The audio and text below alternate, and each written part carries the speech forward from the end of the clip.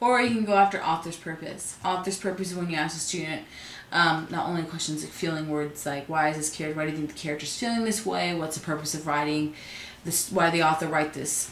I call it what piece of the pie the author wanted, and you literally draw a piece of pie, and it's persuade, entertain, inform, or you're going to go the pie scenario, it's persuade, inform, entertain. And you talk about that with the students.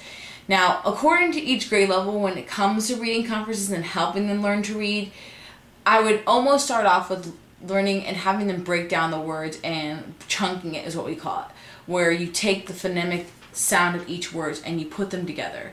So like if it's cat, you would break it up into squares. So you draw a square, and within each square you would have the word and the blends that go together. So it'd be like C and then at. A-T would be in one box. So it'd be like at. And you'd go through, and if a child is struggling with reading, you'd probably want to do these boxes and break up those words, which means it'd be your responsibility to pick the books out for them after you got to know them with the steps I gave to you before, figure out what kind of books they do enjoy.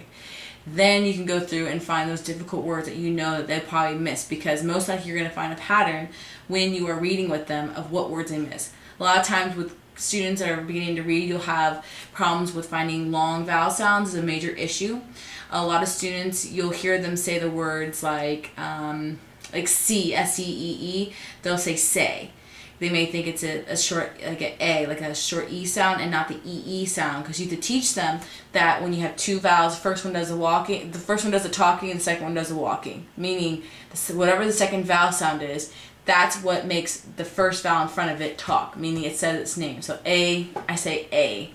E, I say E, and I literally make them do the lip gestures, because it's important that they're forming the words properly with their mouths, because that's where a lot of reading comprehension can go wrong when it comes to fluency and listening to how a student reads. Then going through each vowel sound and teaching those phonemical rules with them.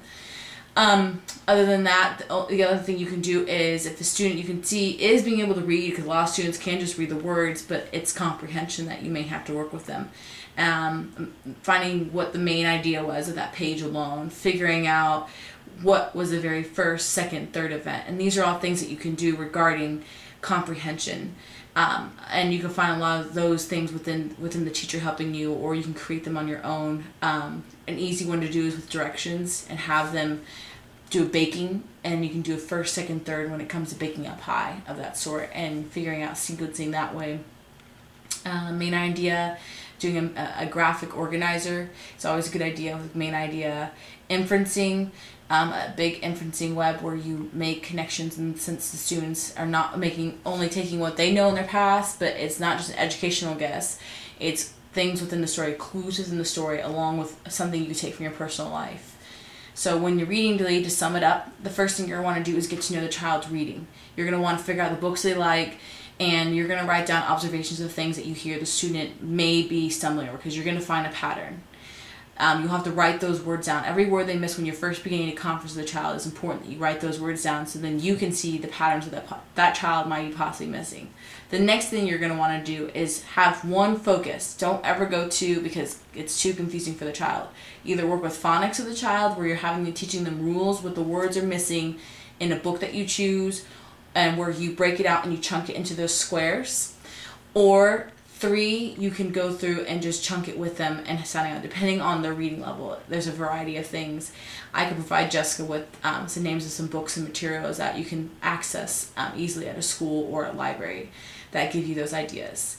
One on top of my head that I know is a really good book. It's called Making Words, and it's, I believe, by Puffin. If you go to any educational store, they have those.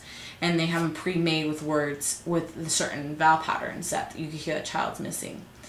The third thing to do when you're learning how to converse with a child with reading is focusing on comprehension. That would be, again, its own mini lesson, and you're focusing on why you're conferencing with them when you're asking questions.